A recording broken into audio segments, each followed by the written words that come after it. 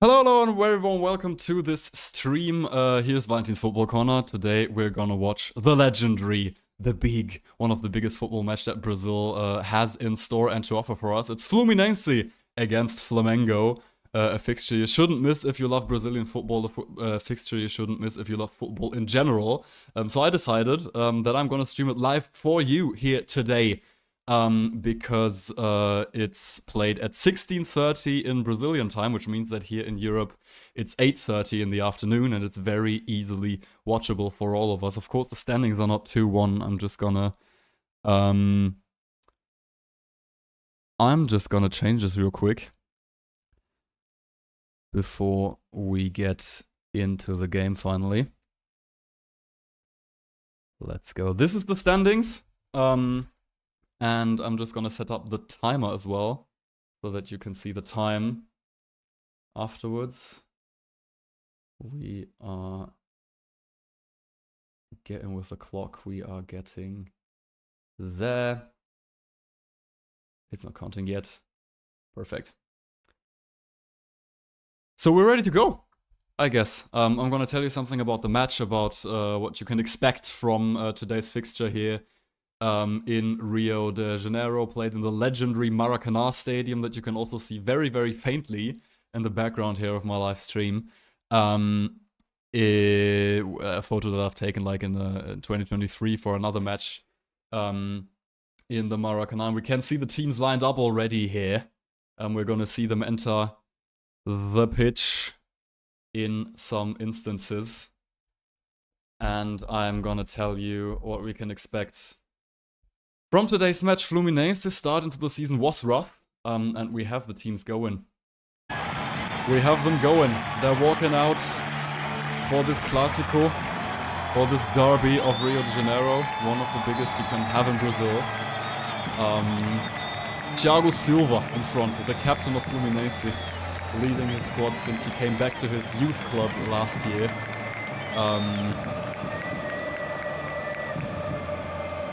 And the Flamengo fans also came in numbers.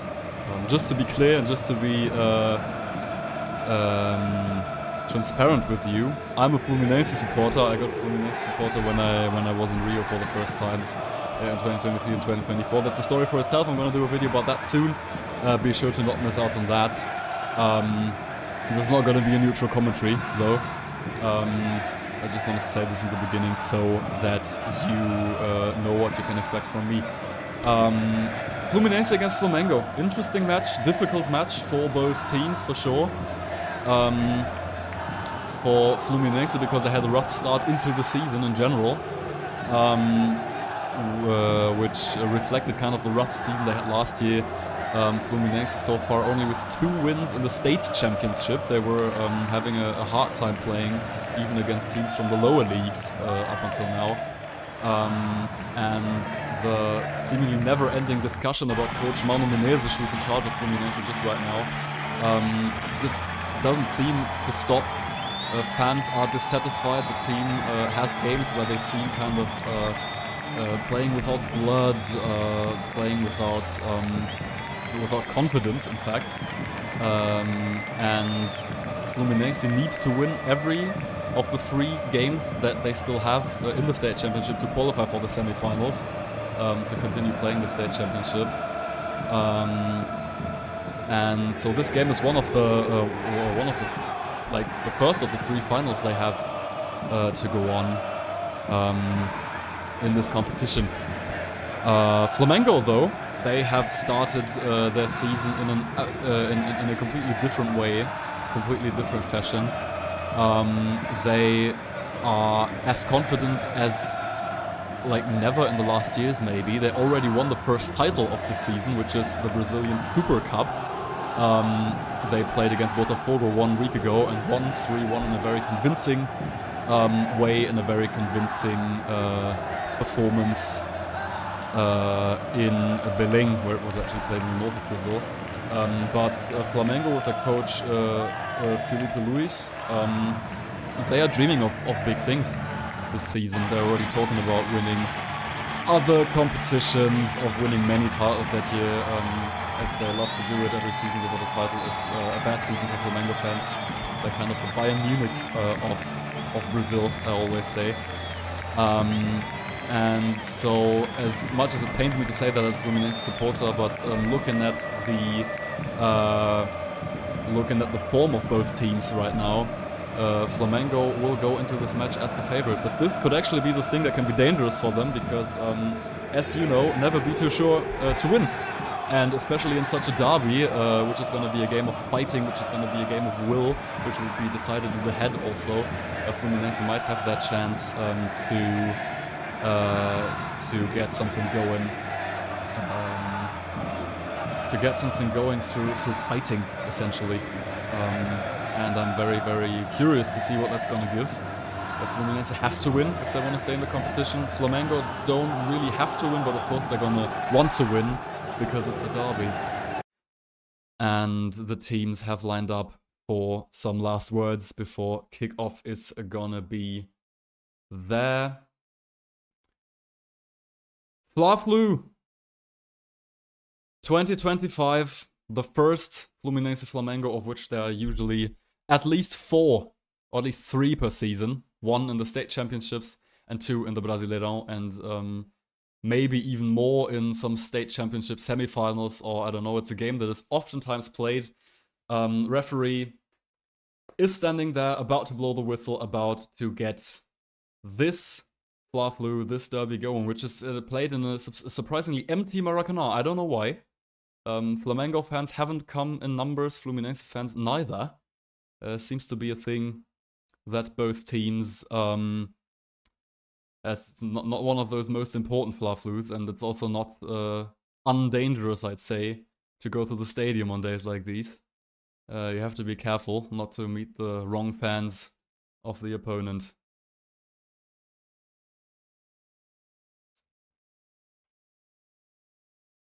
But it's already loud. There's gonna be fire inside. Plain sunlight. This might also be a reason for fewer fans to come, because the game is actually played in the afternoon in Brazil, which makes it watchable for us.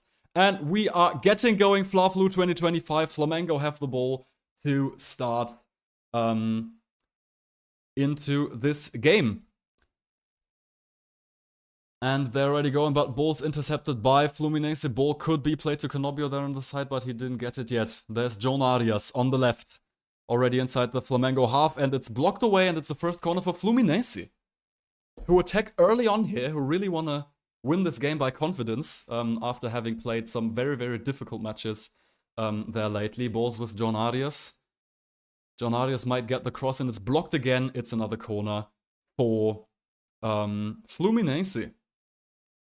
And I'm gonna get some stadium atmosphere going here as well.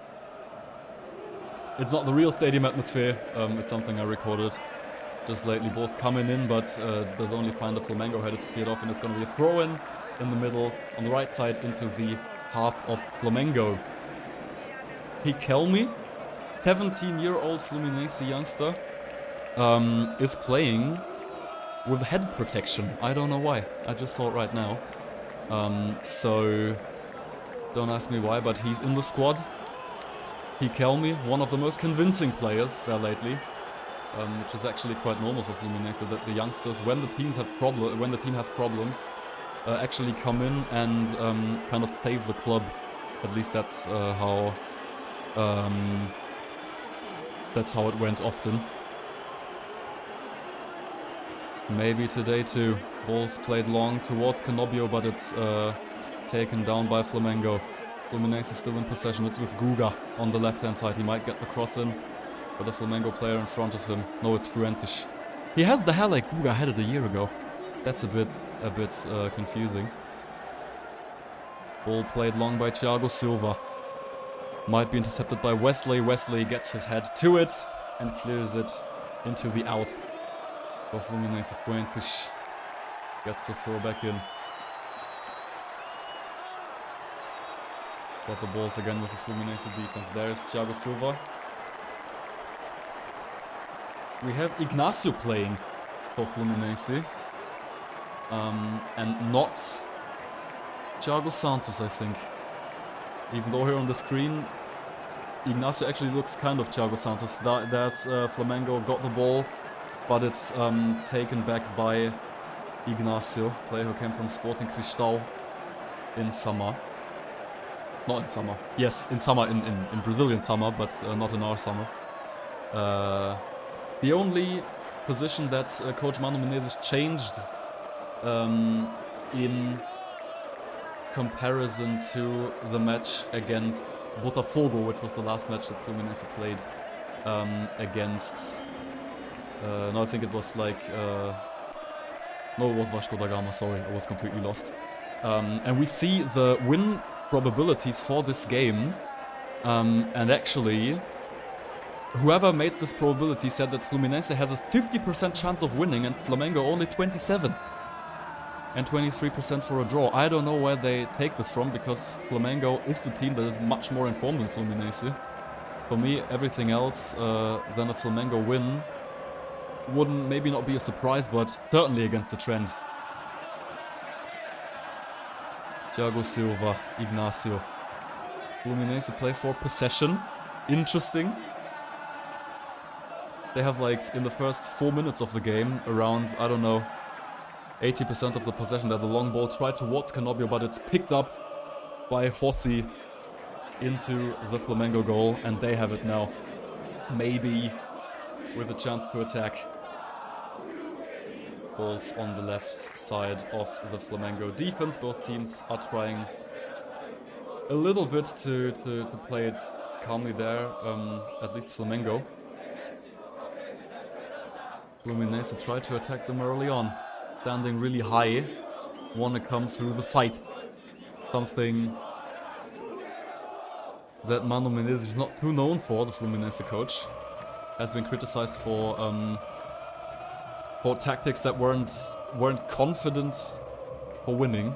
Fans said they were dissatisfied with Mano Menezes playing games as if he was afraid to win. Not afraid to lose instead of really wanting to win. That's a critique that was uttered towards Mano Menezes. But they won against Vasco da Gama, against having difficulties with, as I said, lower league teams. And Vasco da Gama, we know it as a Clásico, another derby of Rio de Janeiro, a pivotal match that would decide if they continue in bad form or finally get back to winning, and they did. And today against Flamengo, we have a completely open match. Ball to the left with Canobio now. He might get into the box, but is blocked, kind of blocked there by two Flamengo defenders. The ball is with Hercules. They try to kind of breach their way through this Flamengo defense that is standing compactly, trying not to let Fluminense get some difficult, some dangerous passes into the area. Ball's played through there. There's Riquelme towards the ground line. Riquelme with the back of his foot tried to pass it in, but blocked away. Now he takes his head protection off. Will he actually get rid of it completely, or just get another one? I don't know. Whatever. He's in now without the head protection. It doesn't seem to be this dangerous. Fuentes tries to get through, but Flamengo defense blocks him. Throw in for Flamengo in their own half. Not a firework of offensive action until now, especially not from Flamengo, who are playing like kind of in a waiting, with a waiting posture. Wesley at the throw-in now. Fluminense though, they want those chances, but till now haven't gotten really dangerous until now. And we have Flamengo goalkeeper Rossi sitting on the ground, talking to the referee. He kind of has some problem with his mouth, I think, in his face, maybe a tooth, I don't know. He's not bleeding. Let's see what this is.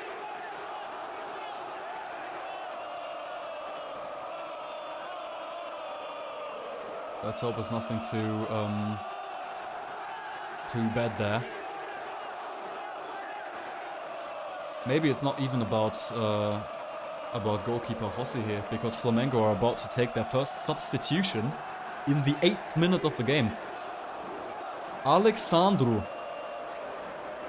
is leaving the pitch and is gonna be replaced by Ayrton Lucas.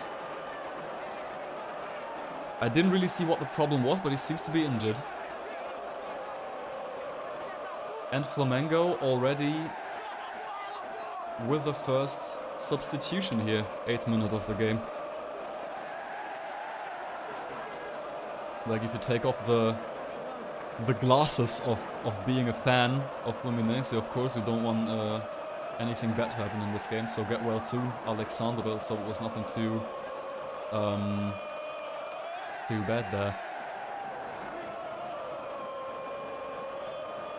Flamengo now with the ball in their defense. We haven't really seen anything dangerous here up until now.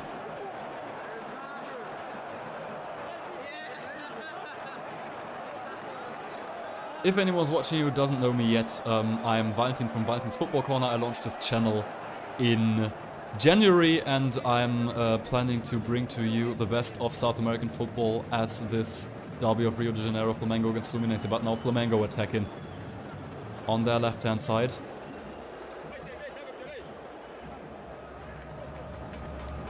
Balls with Bruno Henrique and gotten back by the Fluminense defense. Now it's Guga, who actually has quite similar hair as Fuentes, which is why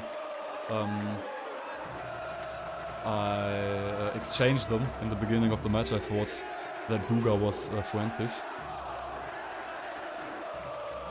But Flamengo with their first kind of attack now. With their first little bit of attacking. But not dangerous until now. Some more words to my channel that I was talking to you about. I'm planning to upload content about football in beautiful South America. The most beautiful football content if you ask me.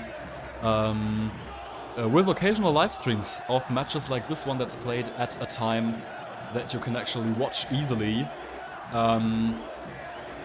Because it's played in the Brazilian afternoon and so in Europe's evening, which shows that it's not completely impossible to follow football in South America if you're living in Europe. Because some matches, and sometimes quite some interesting matches, are actually played at watchable times. I want to bring them live to you whenever I can, whenever I feel like it.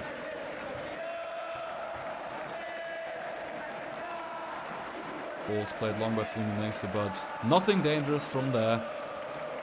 Corsi plays it towards Wesley. Right back of Flamengo tries to get a little bit offensive here. Wesley. Played down the middle. And now they might be attacking there. The foul may be against Bruno Henrique there. He at least wanted the foul, but referee lets it play. There were kind of rough actions by Fluminense against Flamengo when they wanted to attack until now, but the referee never whistled a foul. Also there, he might have given the free kick, to be honest. There was a contact, it was a bit rough, but we'll see how his line, the line of the, like, what he's gonna whistle or not, of the referee is gonna continue. But now Flamengo with their first time they really have the ball into their own rows with themselves for kind of some time. Now played long down the left-hand side. Might be played in there, but it's cleared away by Riquelme. Mikael hasn't found a solution to breach the Fluminense defense yet. There he is, Mikael. Ball played down the middle.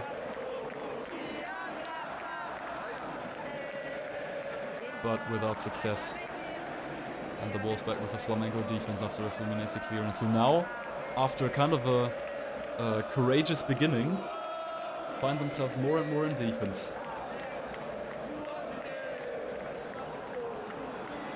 Number 5 of Flamengo, I don't actually know who this is. Because officially there's no number 5 in the Flamengo squad that I see here, right next to me. Maybe it's Plata? I don't know, but it looks like a defender.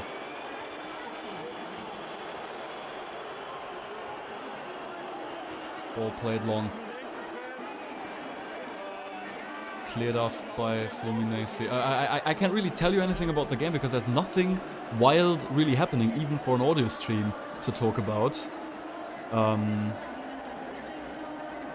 So maybe we want to tell you something about the standings here in the Campeonato Carioca and the Brazilian State Championship that both teams are facing off in the State Championship of Rio de Janeiro. Sorry, their state championships in all of Brazil, but for every state separately, of course.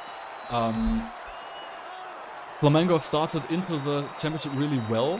They're second in this in the standings right now, I think, and should qualify if everything goes well. They will have games against teams from lower leagues as well, where they can secure to go back. But now they're into the Fluminense box, play through, but it's with Fabio. For the first time, kind of a little bit of danger there by Plata. Flamengo attacker who got the ball, who could tank himself through the Fluminense defense, appeared inside the box in front of Fabio, but had the ball, played a little bit too far in front of him, so it was actually easy for Fabio, Fluminense goalkeeper, to pick it up and have this danger cleared away. But now we see why Flamengo are second in the standings, because they actually play straight towards goal with much confidence. Something that when the A team, like the squad they have on the pitch now, the team that's gonna play the Brazilian League, the team that's not the reserve, when they have this team on the pitch, they have found confidence. Up until now, they've won the Brazilian Supercup against Botafogo in a decisive match, and are second in the state championship and will most likely qualify for the semi-finals. Now we have Fluminense with Canobio on the left, ball cleared out, Fuentes. Now we have throw-in for Fluminense, who they themselves have had difficulties against various teams in the state championship, and the state championship is always played in various divisions, and in the highest divisions we always have the big Brazilian teams of the first and second division, but we also have teams from lower leagues like Serie C, third tier, Serie D, fourth tier, in the state championship, so that really good teams actually play against teams from lower divisions. And Fluminense had quite some problems against some of those lower league teams until now. In the beginning might have been normal because it was the reserve that was playing, which the teams actually often do in the state championship, because else for the A team, for the players playing playing the matches normally, it would be way too many games per year, so you have to have the reserve playing at some point in the state championship. But to come back to what I was saying in the beginning, Fluminense, also when the A team was actually on the pitch, they only played 1-1 against Boa Vista, which is a team from the 4th division of Brazil. Just recently were promoted into that. And a draw against them was not enough. They would have needed a win to keep chance to qualify for the top 4 for the semi-finals in the state championship alive. And now they have 3 games to go, 2 of them against lower league teams, and this one against Flamengo. And they have to win all 3 if they want to go semi-finals. So Fluminense, in a kind of a difficult situation, considering their form, have to win 3 decisive games. And they specifically have to win this one here against Flamengo. 0-0 after 17 minutes played now. Nothing quite dangerous happening yet, with Flamengo getting more and more into this match, but Fluminense giving counter. Like they find ways to take the fight and try to get their own play going. It's not quite precise yet on both sides actually. You see that it's a game that will be decided by fighting, and the ball was with Rossi, who had to clear the ball away from the head of Herman Cano actually. Not too dangerous, but still Fluminense appearing in front of the Flamengo goal again.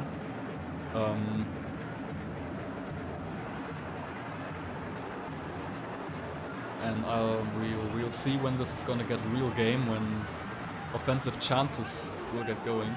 Both teams don't wanna take the highest risk right now. Canobio, will he get the ball back there? from the Flamengo defender, but it's a foul. He tried too hard there. But that's the way that Fluminense can really get into this game, by fighting.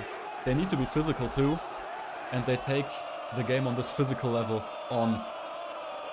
But now ball tried to play long towards Ayrton Lucas here for Flamengo, who I just have to put into the Flamengo squad here. He came on for Alexandro. Ayrton Lucas. Boom! We have him going. First substitution for Flamengo already in the 8th minute of the game, for all those who haven't seen this moment already, who've joined the stream later on. Ayrton Lucas was subbed in for Alexandro after he must have had something of an injury. We couldn't really see what this was, but ball with Fluminense now on the right, but impossible for Riquelme to follow it. He claims to have been fouled, but nothing. We have the throw in for Flamengo. Else, Riquelme would have been through there. But not a big chance for Fluminense, so Flamengo can attack again. Through the middle, ball's played towards the outside, towards Wesley. Wesley now into the box of Fluminense. Can he do something? Tries to shoot, blocked away. Canobio now. Helps in the defense, Canobio, the striker. Close to the ground line of Fluminense. Loses the ball again. There's Wesley against Canobio on the side. No foul. Canobio brings Wesley down to the ground, but no foul. Whistled by the referees. Ball with John Arias of Fluminense. Martinelli blocked away. We have the throw-in. And this kind of chaotic situation there where like 5 or 6 players were trying to fight for the ball there.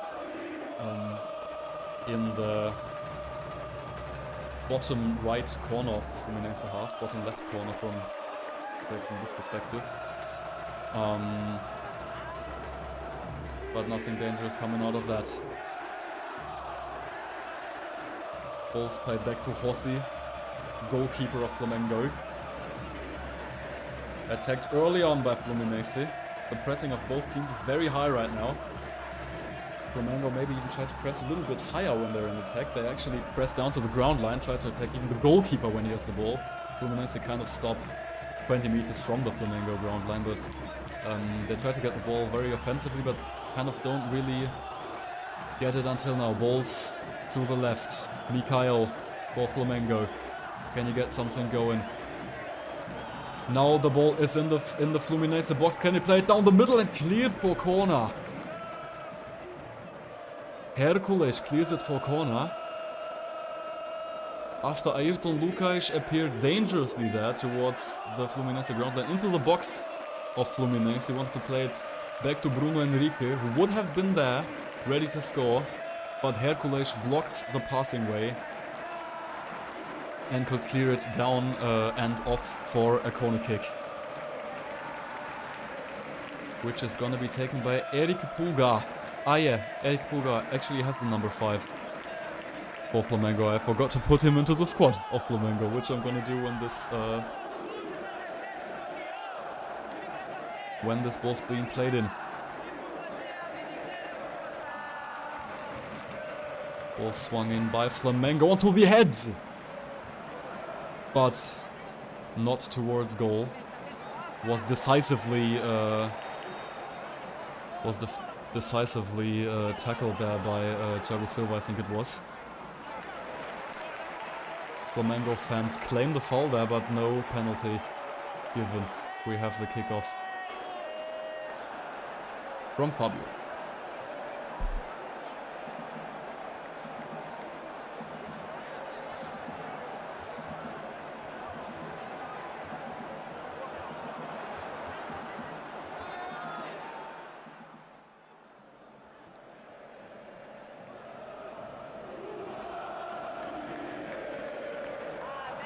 Just gonna put Eric Pulgar into the squad of Flamengo.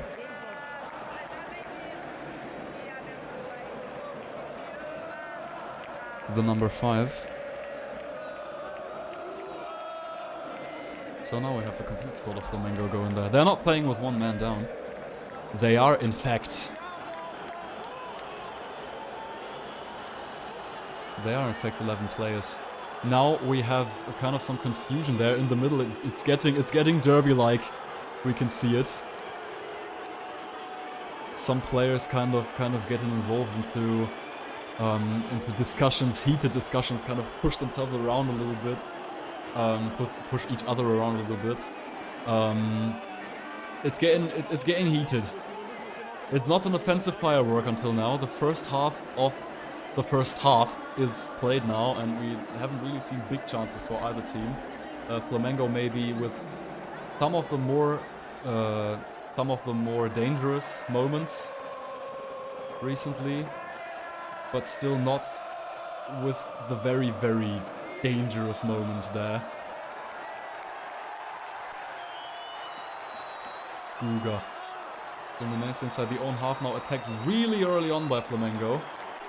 Fluminense really want to make problems there for Fluminense by attacking the player with the ball really early on. Chase Fluminense down. The first 10 minutes it was kind of the other way around. Fluminense had tried the same thing. But now Flamengo get more and more into that. Fabio has the ball inside his own box, played to Thiago Silva, the club legend of Fluminense, who has played many seasons in Europe in top-flight European football, for Paris Saint-Germain mostly, who's won many titles there, and has played with the Brazilian national team for years. Now he's back at Fluminense to end his career with his youth club, where he was born and raised. As players from Brazil actually kind of do it like sometimes. Like Marcelo, we had at Fluminense in 2023 and 2024, who after a conflict with the Fluminense coach and management quit the club early, and now actually announced the end of his career completely. Some months later, like just this week, Marcelo announced his end of career. So Fluminense in the end really was the last club he played for. The first and last club he played for, but he didn't have his ending in honor, I'd say, because he left in conflict in the end. Actually, did nothing to do with his performances primarily, but more with some personal problems on the level of Marcelo and the management. Balls with Fuentes, cannot play it towards a colleague Eric Pulgar.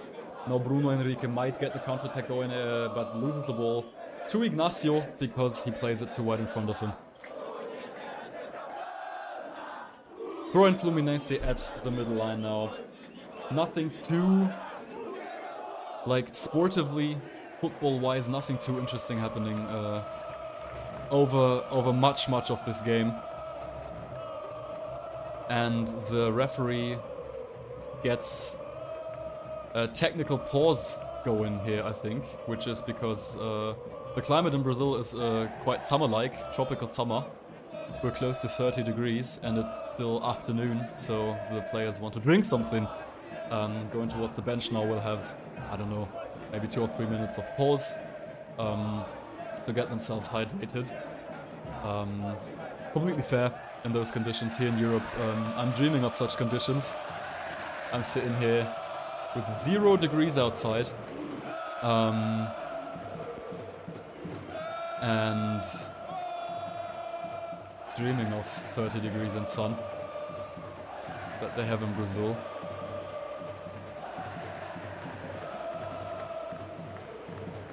And the players need to get hydrated.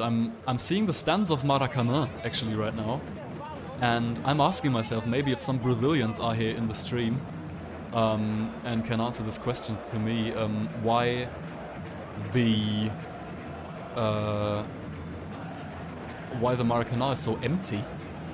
Actually, there is a considerable amount of Flamengo fans there, but it's far from sold out, and the Fluminense sector seems half empty, which I don't know, might be due to the weather, but I don't know. It's not even too hot for summer, I guess. We have summer days that are close to 40 degrees. This one is like 27 degrees, one of the more bearable ones. or not, I don't know, if maybe it's like less bearable in those tropical conditions that Flaflu's ever played. Is it because it might be dangerous to walk the streets before the game? I don't know. Maybe some Brazilians there can light me up about that. I'm just gonna stop the clock real quick. I don't know, no, I'm not gonna stop the clock because I don't know if it's gonna stop it entirely if I do that. So, because we have a pause going, like a little pause of the first half for the players to get some water, get to hydrate themselves. In the graphics of the TV transmission, they actually stopped the clock. So we're actually in the 26th minute, not the 29th. Players are coming back on the pitch after a pause of 3 or 4 minutes to take water. Here, inside the Maracanã, that is far from sold out. As I said, I don't know if that's normal. I only know Flaflus from the last years that were definitely sold out. Or close to sold out. With like 50, 60,000 fans in the Maracanã. That seems more like, I don't know, 40,000. I've seen matches of Fluminense in Maracanã with more people there.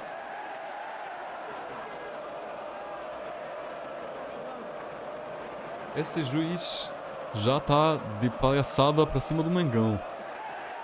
You're not satisfied with the referee's performance, isn't it? It's true that he has a very open line. He doesn't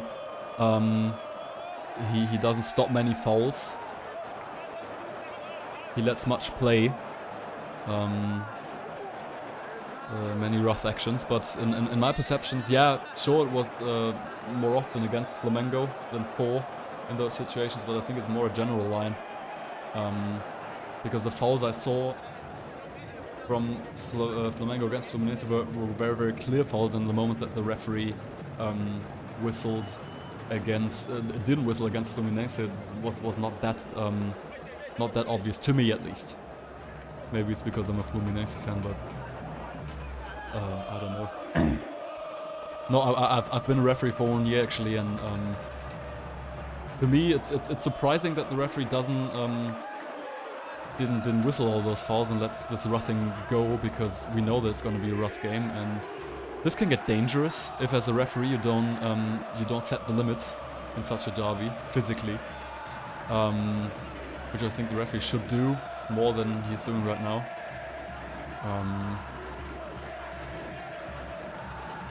But yes, it's debatable. Balls with the Flamengo defense, now attacked by Herman Cano, Leo Ortiz.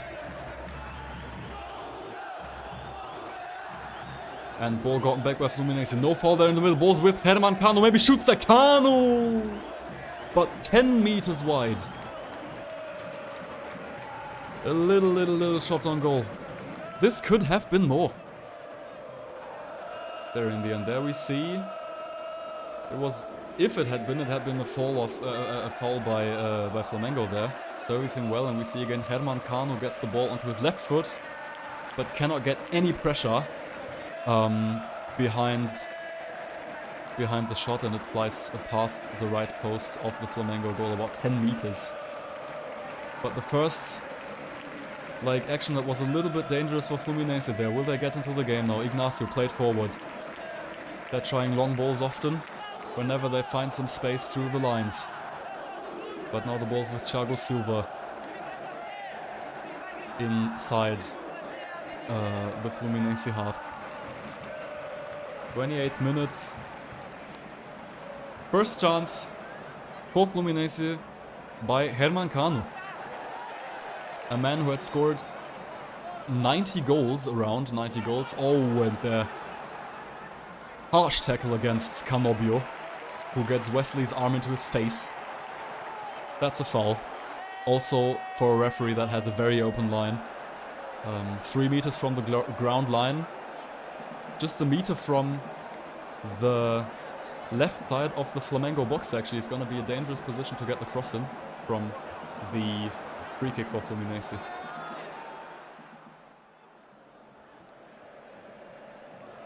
I was talking about Herman Cano, a man who was absolutely pivotal and decisive for Fluminense winning the Libertadores in 2023, scoring 13 goals, I think, in the whole Libertadores competition and another more than 20 in the league. Ball swung in by João Arias now. João Arias, but into the arms of José, who has no problems. Flamengo goalkeeper with the ball. No danger. And that's not the only season that Herman Cano scored many goals for Fluminense. He came from Vasco da Gama, where he kind of had a hard time when he came to Brazil. Scored some goals, but Vasco fans weren't quite satisfied, and also Herman Cano wasn't satisfied. But he didn't leave Rio de Janeiro.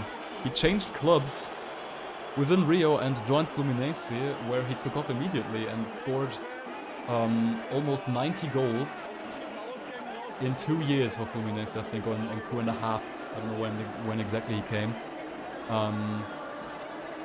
And was by far the best striker of Fluminense for all those years. Last year he had quite a hard time. He was injured for quite some time, and when Fluminense were out of strikers, he actually played with some rest problems of his injury. Yet he scored 7 goals, some of which decisive to avoid relegation in last year's rough season of Fluminense. Canobio attacks Rossi there, who has to take the pass down the middle and almost loses the ball to Canobio, who could have put it in. Canobio, a player that attacks really early there, the Flamengo defense. And it continues to be very rough physically. Players attack each other very early on. Also the goalkeeper, if necessary. Balls with the Flamengo defense. Played to Eric Puga, who might get the ball forward now.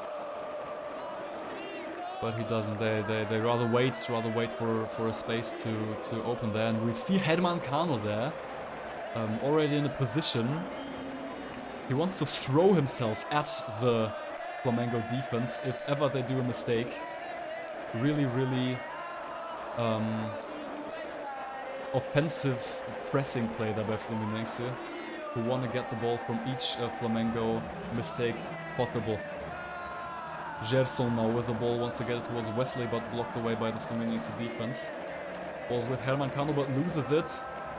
We have Gerson again in the Fluminense box, got the cross in by Wesley, but it's too high. For Mikael on the other side, not the biggest of players. And we have a throw in for Fluminense.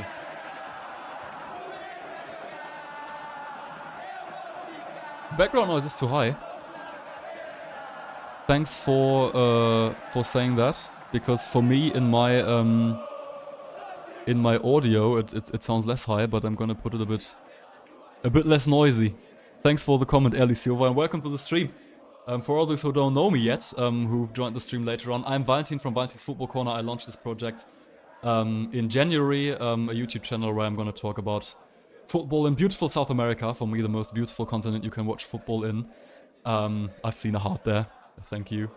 I'm gonna do regular content about the football in South America I love, and occasionally also some live streams of interesting matches that are played at the time during which it's possible to watch them in Europe too, which is like today, 16:30, beginning of the game in Rio de Janeiro. In Brazil in the afternoon, and with 4 hours of time difference makes 8:30 p.m.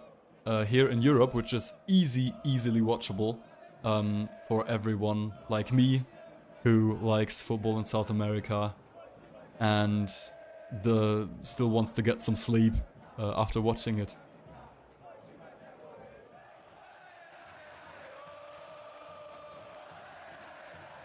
The ball is with Leo Ortiz, Leo Pereira, the two Leos there in the defense, in the central defense of Flamengo, now standing very high inside the half of Fluminense. Ball cross play towards Mikael.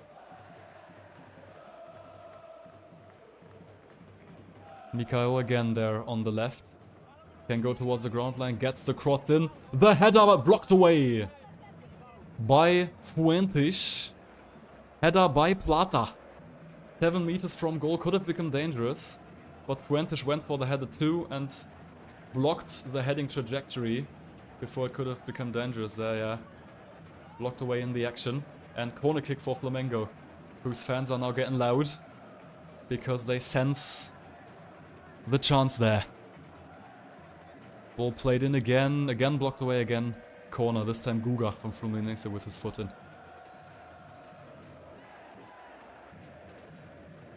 Flamengo now with a phase of a bit of attacking. Ball will be swung in again. Close towards the goal, it's headed but blocked away. Ball's with Mikhail still on the left side of Flamengo. Ball's headed towards goal but wide. And this time it was close. This time it was close. We'll see who headed it there. I think it was Bruno Henrique there in the middle, who gets the header like 10 meters from goal, heads it wide like a meter. I think Fabio would have got it, Fluminense the goalkeeper. But still, a dangerous situation for Flamengo here, who might have gotten the 1-0. Getting more and more dangerous there, 35th minute. The header of Bruno Henrique. Eli Silva, thanks for supporting, dude. I think you saw my Botafogo video that I did some weeks ago. Glad you supported. Glad you get the recommendations. I'm glad you're here. You came for the stream. Are you a fan of Fluminense or Flamengo? Maybe you could comment. Yeah, glad to have you on my journey. From the depth of my heart.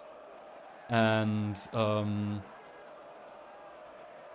I'm just looking forward to the next months and years together in this project that we're gonna explore beautiful football in South America together. Thanks, Gabriel. Not easy to find this content in English. Are you Brazilian? Do you want to learn English? Are you English speaking? Because my goal is of course also to get some European people to watch and follow football in South America, as I did, because it completely changed how I perceived football. Thanks for the very positive feedback for this Botafogo video, and I'll definitely keep up doing content like this. There's already a video about Botafogo's 2024 season coming out soon enough, when they won the Libertadores and had their remedy for the very, very horrific and difficult season of 2023. For everyone interested, you can see the video inside my channel that I loaded up 2-3 weeks ago. And 2024, when they won, finally, I'm gonna upload as well. And I'm gonna talk about John Textor. I'm gonna talk about investors in football. We can discuss it in this video when it comes out in about 2 weeks. Ball played long into the box of Fluminense, but cleared away by Fabio now. Not too dangerous there. Flamengo still attacking. Fluminense kind of lost control of the game in the last minutes, I have to say. They try to attack, but they have less and less possession. Flamengo gets more and more shots on goal recently.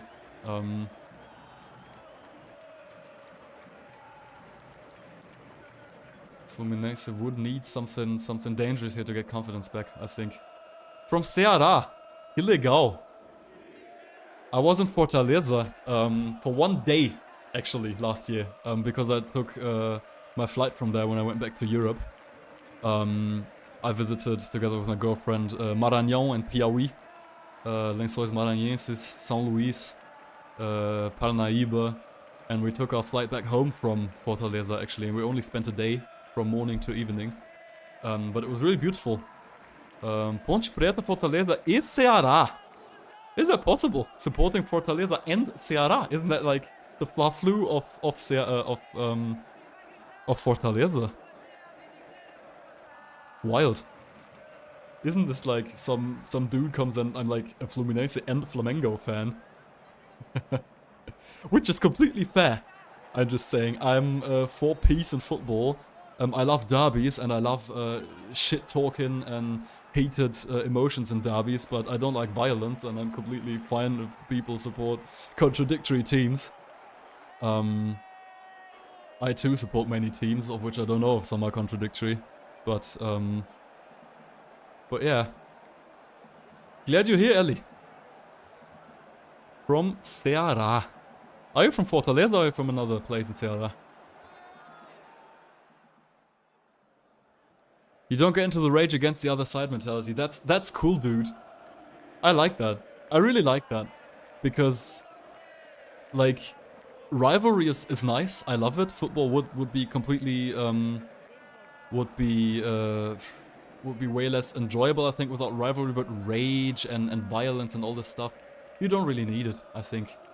You can have healthy, heated rivalries without hate and violence. So, cool. And now Ceará got back up to Serie A as well, to the first Brazilian division. So you're gonna have both of your Fortaleza teams to play in the first division. I'm glad for you. It's gonna be a very cool Serie A season for you. And maybe once I come to Fortaleza again and I want to visit matches, we can go together. I'd be really glad. Feel free to follow me on Instagram, by the way. I also have an Instagram. It's Valentins.point_football.corner. Slipped into German there real quick. If ever you want to take contact with me, feel free to write me on Instagram. Feel free to write comments on my videos so we can get engaged. I can talk with you all this time.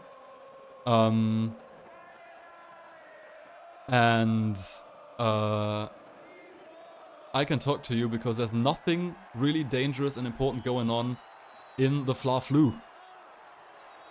It's literally just fouling and roughing and stopped game for much of the time. You missed nothing. And I know that Fortaleza and Ceará were playing right now. I saw that they were playing and I was like, maybe I could do a live stream when they play in the state championship. And I was like, dude, why is it the same time? It's like, I would have loved to do it, but I preferred the Fla-Flu because it's a game that I personally have an attachment to, because I'm a Fluminense supporter, which I became when I was in Rio in 2023 and 2024. So this is not, and I repeat, not a neutral live stream. But it's neither a live stream that I'm gonna trash talk Flamengo down to the ground, because I see no reason in doing that. And Flamengo actually, like right now, getting the better team and all of that. Fluminense don't really do anything dangerous at all. There you can see what the mental tactical problems might be in all of that. Now Herman Cano maybe with the ball. But he doesn't get it back from the Flamengo defense. He killed me. No, it's Hercules, sorry. There against Leo Ortiz. Fluminense now try to attack and they get the ball back and it's no foul. João Arias. But loses the ball again to Everton Araújo. Drives the ball forward on the left. Mikael. No, it's not Mikael. It's Plata, sorry. Plata. Played down the middle, Bruno Henrique, but cleared away by Fluminense, but not long. Ball's with Wesley, might he shoot? Wesley gets pushed a little bit, but no foul. Canobio now. Maybe the turnover for Fluminense, but this is a foul. Canobio, very rough playing style, but it's the second time he gets fouled, like, kinda rough. So Canobio has to be a little bit careful not to get injured at some point, because I can see him flying after being fouled, rolls around the floor 3-4 times around his own axis. Wild. Sorry, Gabriel, I didn't reply to your comment. From Sergipe. Nice. But all the teams when they play nationally. From Sergipe, you say. I saw that Copa do Brasil first round was determined. Who plays against whom, like recently. And there were teams from Sergipe, but I actually don't know what they're called, sorry. I'm not that deep into Brazilian football yet. I know teams from Rio, I know teams from São Paulo, also down to Serie D. But I don't know teams from Sergipe, actually. I don't have so many connections to the Nordeste. But do you have a bigger team, Gabriel, as well, that you support, like in Serie A or Serie B, I don't know? By the way, it's not the 49th minute yet of the match because there was a break in the middle of the halftime. Because the players wanted to drink something. Now balls after a corner kick with Fuentes, who wants to get the cross and but blocked again. And we have another corner for Fluminense.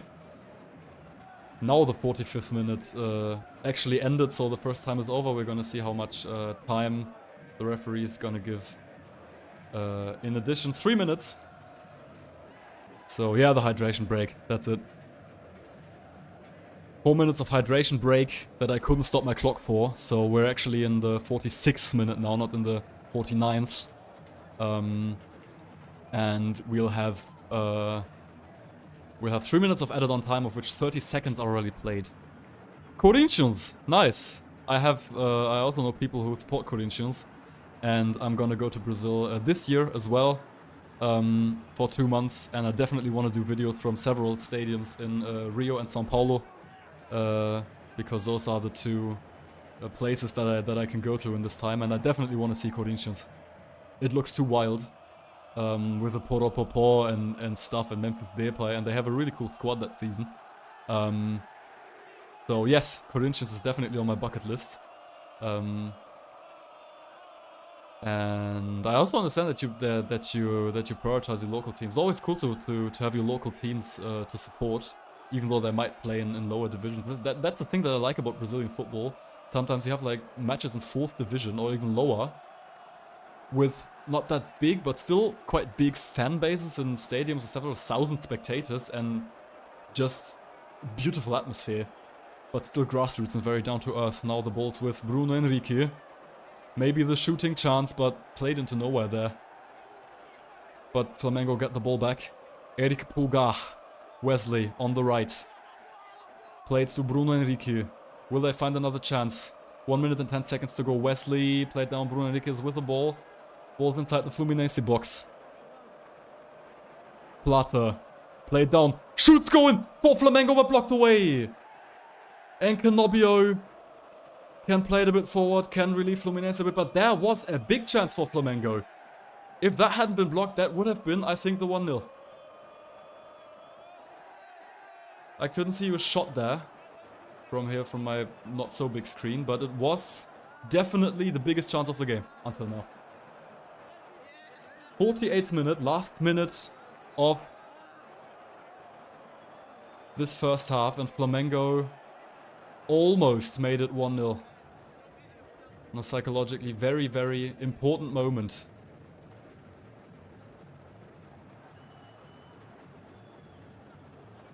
"20 seconds still to play, thrown for Fluminense." This is gonna be it, I think. The end of the first half. 0-0. Yeah. Now he blows the final whistle, referee. And we're going into the cabin and into the break of this game. Just gonna stop the atmosphere here because there's no atmosphere going on anymore. 0-0 between Fluminense and Flamengo. With Fluminense having played quite a courageous, quite a confident start. Tried to attack Flamengo very early on there. Couldn't get the chance, but from the 10th minute on, Flamengo kind of got more and more into the game. Created more and more chances. None of them really, really dangerous. Until the 48th minute, like really the last kick of the first half. That I don't know who it was because I couldn't see it on my screen here. And they didn't show it a second time. But they got a shot from around 10 minutes towards the Fluminense goal, which was blocked away by a Fluminense defender, which could have easily given the 1-0 for Flamengo, who in the last minutes, like over the course of the first half, confirmed their good form until now. They are closer to the 1-0 than Fluminense, I would say, from a neutral perspective. And I think also Fluminense fans don't have many arguments to say that the team is playing better now. They kind of try to do what they can, I guess, play physically. They close the spaces wherever possible, but they cannot really get something precise, some passes that go straight towards the Flamengo goal going. So 0-0. A result that allows for everything to happen in the second half, I guess. And Gabriel, thanks for having been there. I'm definitely agreeing with you that Flamengo cannot win this as a Fluminense supporter. And thanks for having been here. And have fun watching football in Sergipe. Would be very interesting for me to come there too once. Unfortunately, not this year. But thank you for having been here. And everyone else who's in the stream. I'm just gonna go for a little break myself as well. And I'll be back in around 5 to 10 minutes, I guess. So, see you. And until in some minutes.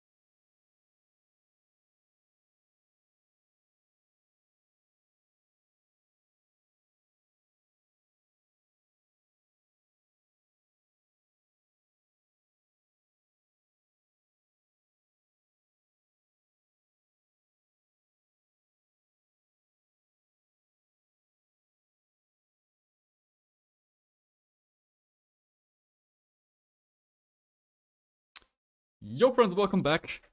It's still halftime. I didn't stop the clock. I'm gonna reset this real quick. And we'll see a substitution by Fluminense there. Thiago Silva is gonna be replaced by Freitas. Is he injured? Has something bad happened, or do they just take him off for because he would play too much else? I don't know. Just want to reset the clock real quick. And then to have it going again when the second time begins. But Thiago Silva is off for Fluminense, which is kind of surprising.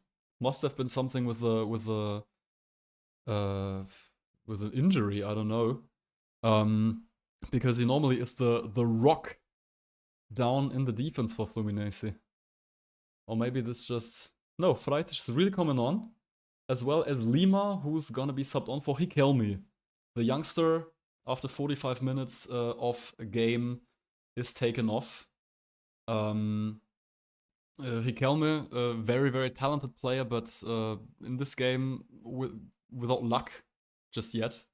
Kind of didn't have big actions where he could create something really dangerous, but to be fair, all of Fluminense didn't have those moments until now.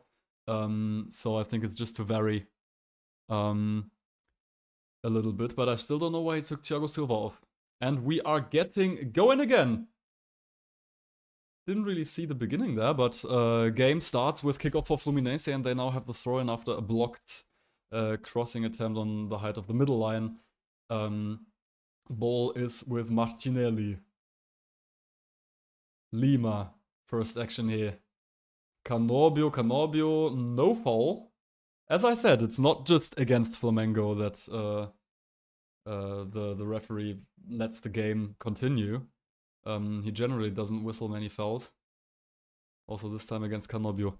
Hi Eduardo, glad to have you on my stream. And Kano is better than Miroslav Klose and Gerd Müller put together. Holy lord, that's difficult. Because the thing is that Gerd Müller scored an absurd amount of goals, but also 50 years ago, so I don't know. I think if you put Miroslav Klose and Gerd Müller together, you kind of have the German super striker. And I don't know what could be much better than that. I think Herman Kano is comparable for us like in the South American football universe. Maybe to Miroslav Klose if you look at Libertadores, because he scored many goals in Libertadores. Oi! Power Guido. Glad to have you all on my stream here. Feel free to subscribe, to maybe even leave a donation. I've put the link in the fixed comment to support my work here. But I'm also very glad you came along in the first place. Vamos Mengão. I'm not agreeing with you, Guido, in this, because I don't know if I already introduced me to you and everyone who's new there. I'm Valentin from Valentin's Football Corner. I launched this project here in January, talking about football in beautiful South America, the continent where the most beautiful football is played, where the most beautiful atmospheres can be found, where football just is the most beautiful in the entire world. After all experiences I've made there. I have been in Rio 2023 and 2024, and I became a Fluminense supporter actually, so this is not a neutral commentary for everyone who doesn't know me yet. But I still wanna give like a realistic impression of the game. I'm not gonna say that Flamengo plays shit when they don't, which they don't actually. They are the better team up until now. More dangerous actions. So you're very welcome to my stream as well, Power Guido. And now Flamengo coming, attacking with Wesley, but ball won back by Canobbio. And maybe Fluminense can create something now. But Flamengo very early on in the attack. Fluminense always have to operate under stress there. Have to get many passes going in little time. And oftentimes they don't really get far with that. Now the ball's with the Flamengo defense. Leo Pereira. Eric Pulgar.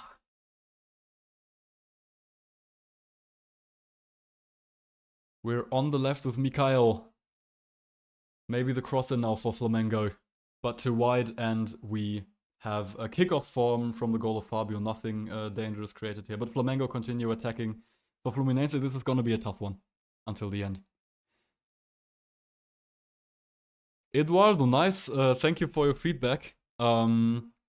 And yeah, I also love to do this video about Botafogo. Absolutely amazing story that I myself was very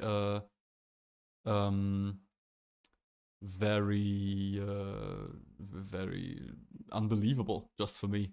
And also all the kind of almost spiritual and unbelievable things that happen. Oh man, I didn't get the atmosphere going. Okay, let's go. So this is not the stadium atmosphere, just for you as an information. This is atmosphere recorded in 2023 in the Maracanã, but I still have here. I'm gonna respond to your question, Guido, after I just updated the Fluminense squad, because it's not the same as it was in the first half, because Thiago Silva was subbed off for Freitas. I don't know why he didn't seem injured. Might have been a tactical move, actually. I don't know how, because Thiago Silva is maybe the best defender we now have in the entire Brasileirão, in the entire Brazilian Championship, or at least among the best. And he was subbed off for Freitas, maybe also for reasons just to give him some time to not play, actually, because else he would play too much. And Riquelme was subbed off for Lima, which is a thing I can understand a little bit more. Because Riquelme, the youngster, didn't play a bad game, but couldn't contribute too much to the Fluminense game until now, which is in general very tough. Thiago Silva is old, he needs some rest. Yeah, for real. That might be the reason. But also as a defender, he doesn't have to run this much, so I don't know if it's only because of that.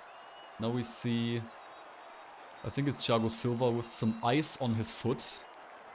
He has something with his foot, I think, which might be the reason why he was subbed off. And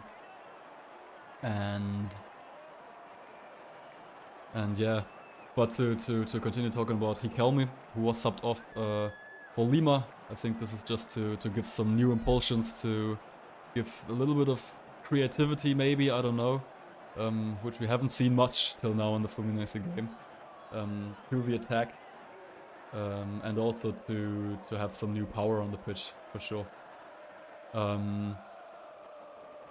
Yeah, Guido, which is the best team in Brazil currently and in history? I know that this is a rhetorical question for you and you just want an argument against me being a Fluminense supporter, but I can assure you, it's not random that I became a Fluminense supporter. I have made a video, already recorded a video with the story of how this came by, which you can watch soon here on this channel. Just make sure to subscribe and so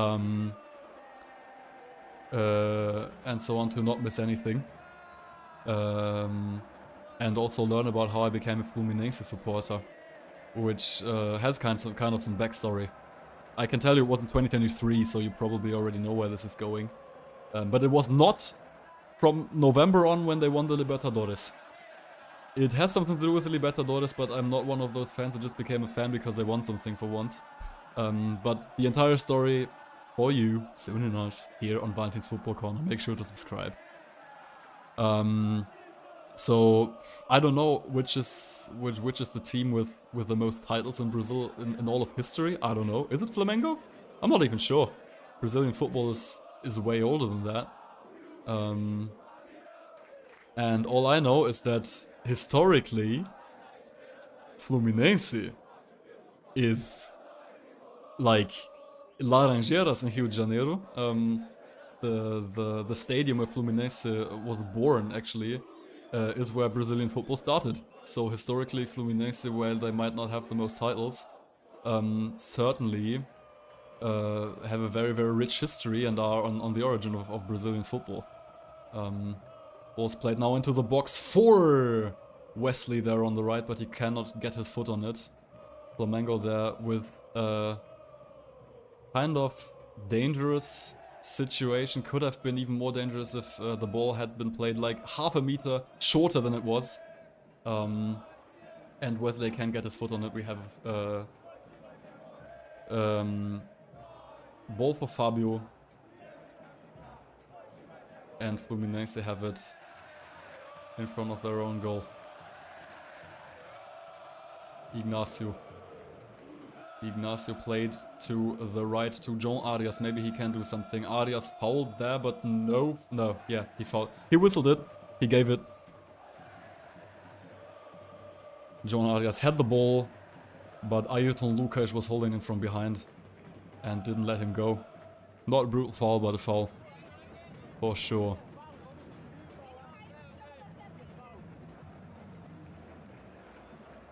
Some statistics maybe from the first half that I had taken that are that you can see here, but that are still interesting. Flamengo have 60% of ball possession, which kind of reflects how the first half was going. Fluminense in the beginning had like 60-70% of ball possession because they started off well. But then Flamengo got more and more into the game and kind of got more control to it. So this possession actually reflects the control of the game that Flamengo has taken. Fluminense are not really able to create anything dangerous. Apart from the 28th minute where Cano appeared close to the goal of Flamengo but put the ball wide off the far post. And else this is a game that Flamengo is kind of controlling. They have 5 shots on goal. Fluminense only have the one from Cano that I told you about right now. And both teams, interestingly enough, try to play their attacks on the left. There's not really many attacks over the right, as we saw on the heat map. So the teams rely on... who's playing on the left for Flamengo? You see that too well. I think it's Mikael. Yeah, it should be Mikael. And Fluminense tried to do it via Canobio and Herman Cano, but the Fluminense attacks are way less frequent, of course. So throw in for Fluminense now. Maybe this could be something. Ball's not out of the game, now deflected, and we have the throw in for Flamengo. Fluminense virtually unable to leave the spot where they took the throw in for more than 5 meters. They don't have the solutions there. This is not a Fluminense performance that the fans would like to see, I think, because Fluminense try to fight, try to counter Flamengo physically and block spaces there, and this they do kind of okay, but offensively Fluminense is virtually unable to find solutions, and seems kind of overcharged with what Flamengo demands from them, and this is kind of a defensive game for them now. They won't want to try to have this 0-0 in the end. I don't know, because also Fluminense, if they don't win this game, they won't qualify for the semi-finals of the state championship of Rio de Janeiro, which is kind of sure. Now ball won back there by Lima, and then he was thrown onto the ground, but no foul whistled. 19% of ball possession at the moment for Fluminense. Maybe like in the second half, I guess. It could reflect the second half because all over the game I think it's still... I'm gonna see it, I have live statistics here. Yeah, it's 38% for Fluminense, but overall of the game, which also includes the first 10 minutes where Fluminense had much possession. So yeah, Fluminense, pains me to say as a Fluminense fan, but they're virtually inexistent into the second half until now. No big chances for Flamengo either. Not a very beautiful game to watch, but Fluminense seem to arrive at their limits of their capacities quite rapidly, unfortunately. There might have been the chance. Lima got onto the ball before Eheke Pulgar there in the middle field and kind of shot it forward. And I think he was fouled, like Eheke Pulgar tackled him and he didn't play the ball, but the referee didn't give a free kick, or I don't know. And now the game's paused and nothing's going on because Fuentes is laying down the ground here. And I have to tell you, I didn't tell you about that because it didn't seem that that grave when it happened, but Fuentes got an arm of a Flamengo player into his face, onto his head, like 5 minutes ago in a one-on-one. And the Flamengo player was actually jumping into Fuentes from behind and wanted to get the ball with his head, was kind of over-motivated. I didn't know if this was a foul, or if the referee gave a foul for that. I don't think so. Even though it was a quite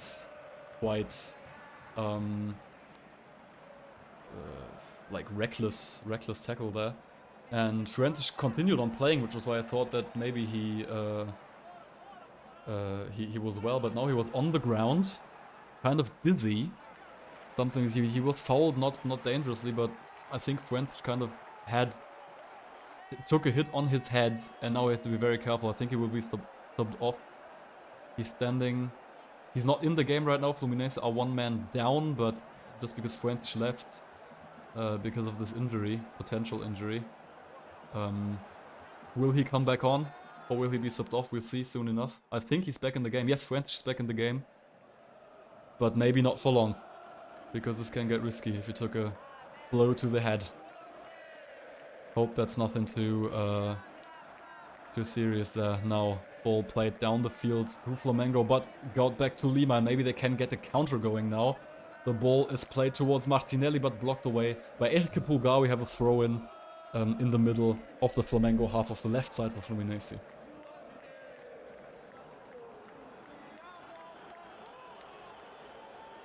You're supporting Fluminense today, dude. I support Fluminense not only today. The reason why I do so, I'm not gonna tell you today because I filmed a whole video about that. That's gonna be released during the next month. So make sure to subscribe to Valentin's Football Corner to not miss out on learning why I became Fluminense supporter. But it actually has a backstory. It has a sound backstory. It's not random, as I just said, like, oh, I'm gonna be a Fluminense supporter. It actually was kind of a journey that led me here. And so yes, I'm a Fluminense supporter, not only today, but forever, I guess. Could you do a video about the worst team in the world, Ibis FC? Is Ibis FC kind of a code for Fluminense? I've never heard about that. Hi Nikolai, by the way. Glad you come along. Nikolai is a friend of mine. Hey yo! Glad you come along for the stream as well. Elke Pulgar has the ball inside the Fluminense half. Played to the left side. Towards Ayrton Lucas. Everton Araújo. Now the ball with the Flamengo defense. Leo Pereira. Fluminense kind of tried to attack there. But don't get the ball at Cano maybe now. But can't get it. Guga was trying to get the ball there, but plays it into the right outside of the field, and it's a throw-in for Flamengo down the middle of the field. Both teams kind of unable to create solutions right now. Will we see the decisive chance soon, or will this continue to be the physical fight, the derby that is more played on the physical level than on the beautiful tactical one? We'll see. Ball now with Hercules. Gets the cross toward the left for Canobio. Canobio might get it actually there, might fix the ball there.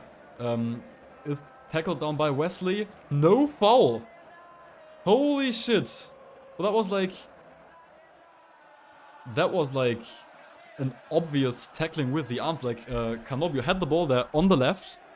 Had he played like on, had he not been fouled, he might have gone toward the box, might have gotten the cross, and might have created the chance for Fluminense. But from behind, he was tackled like that, like for by a Flamengo defender, and couldn't continue his run.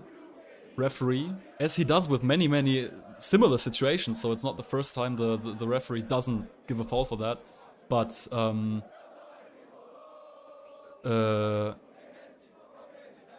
in this case it was tactical. So for me it was a foul, and then the game went on, and then foul against the Flamengo player. So we have a free kick for Flamengo inside their own half now. But kind of a weird way of giving fouls there by the referee for me, because it's a derby, it's physical, you know that.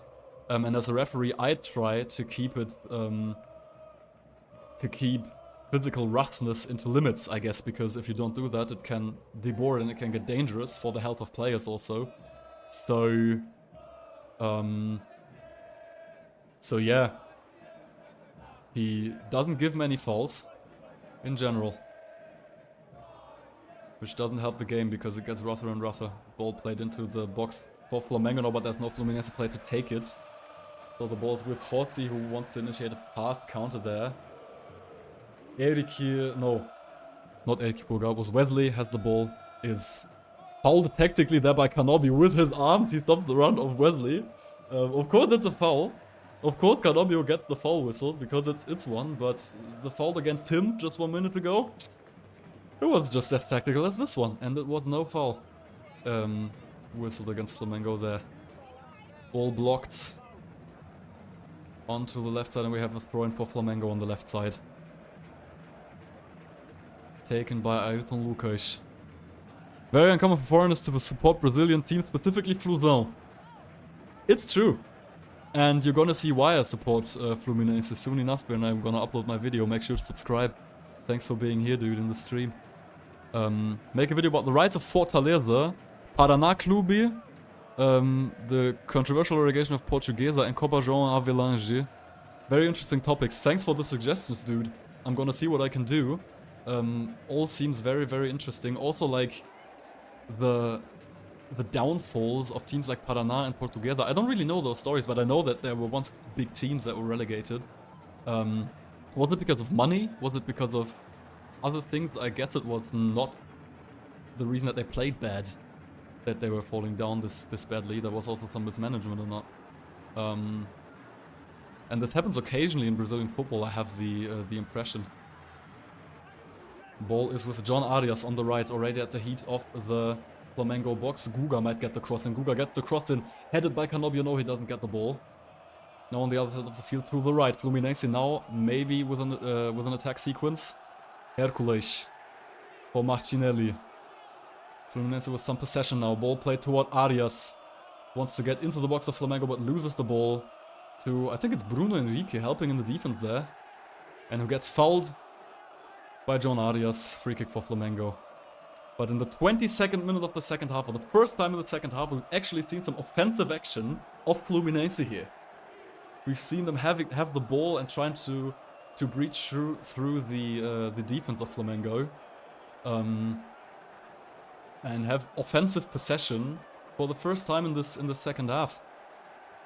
They couldn't create a chance, but still, it's something.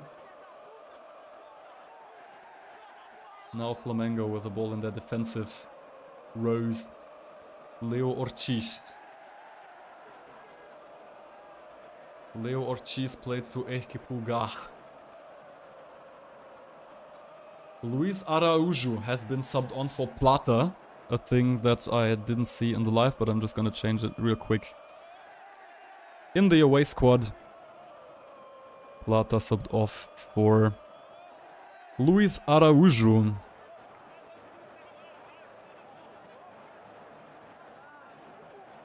Who has the number 7. I can tell you all that because Flamengo has the ball in the defensive rows now, played forward. Luis Araújo. Can they create something here? Henrique Pulgar. Everton Araújo, the other Araújo.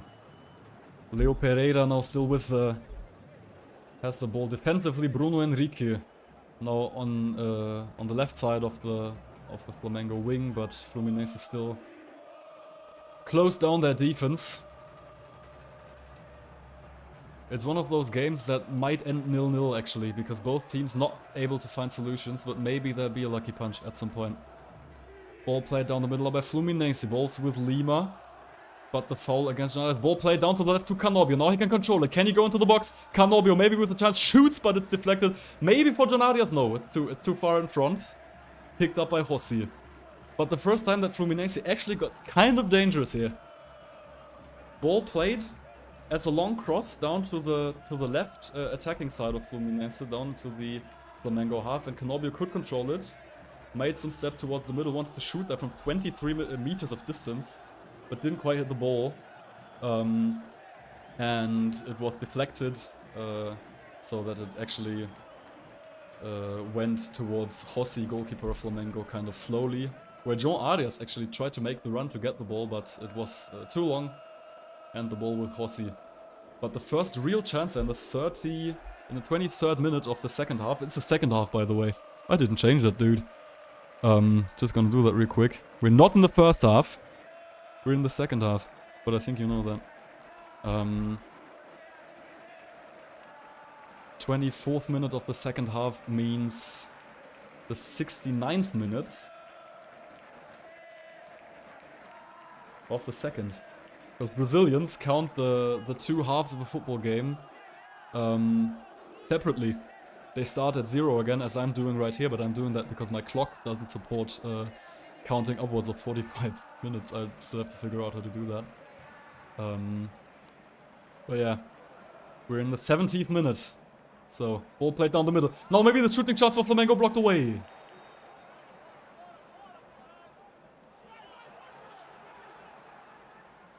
There was a chance for Flamengo actually. Juninho is now playing for Mikael. Also subbed on, and Juninho took the shot there from 10 meters inside the Fluminense box, but immediately blocked away. Fluminense don't really allow shoots of Flamengo to go towards the goal of Fabio, who I think until now didn't have to make a single save, neither. So Flamengo have more possession, are dominant into this game, but Fabio still without a single save. Now Bruno Henrique entering the ball into the box of Fluminense. No. Yellow card now against Guga, and I think a goal kick for Fluminense because the referee let the advantage play there after Guga fouled Ayrton Lucas there in the middle of the Fluminense half.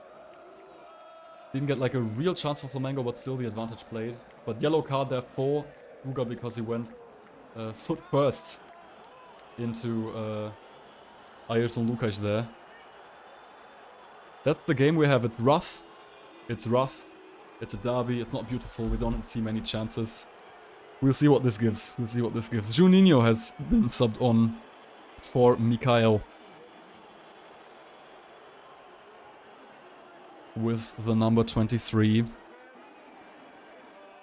to bring some fresh power into the Flamengo offensive. And we have another hydration break there, which is why I'm gonna stop my clock too real quick here. In the 27th minute, so in the 72nd minute of the game, players get some time to drink something. Gives me some time to respond to your comments, finally. There was kind of some action going on into the game that I can tell you about right now, so that was more important for the moment, but now to you. Usually due to bad management in the club's politics, yeah, I see. In Europe we have that too. It's either money or bad management or both. Often it's both.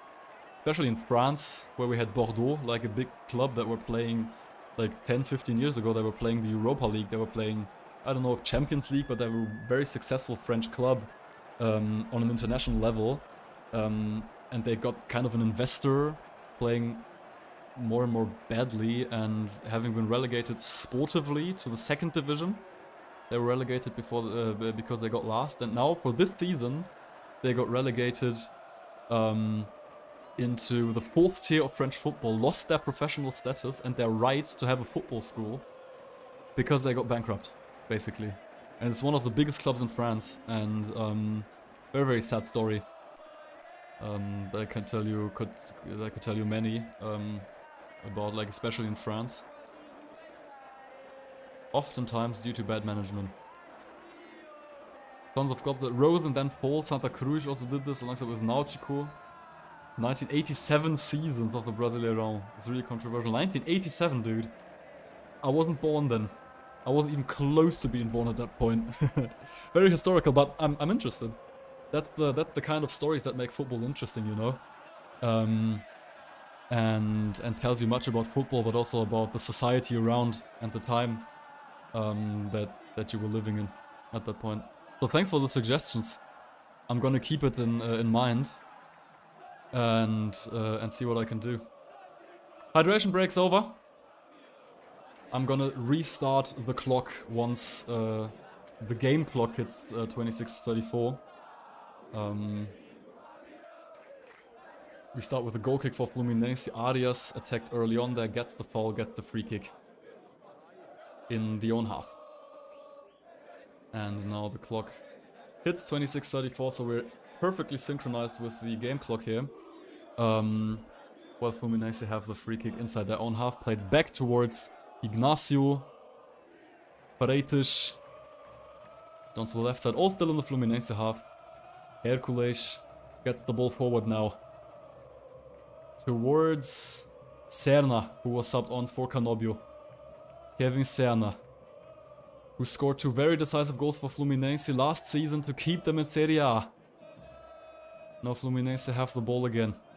To the right with Arias. Arias might get the crossing. Gets the crossing, but there's no foot for Fluminense to take it.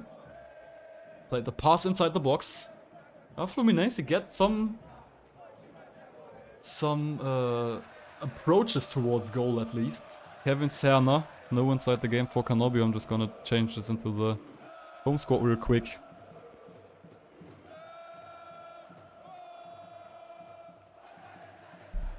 Kevin Serna. Do the Guyanas and Suriname have football leagues?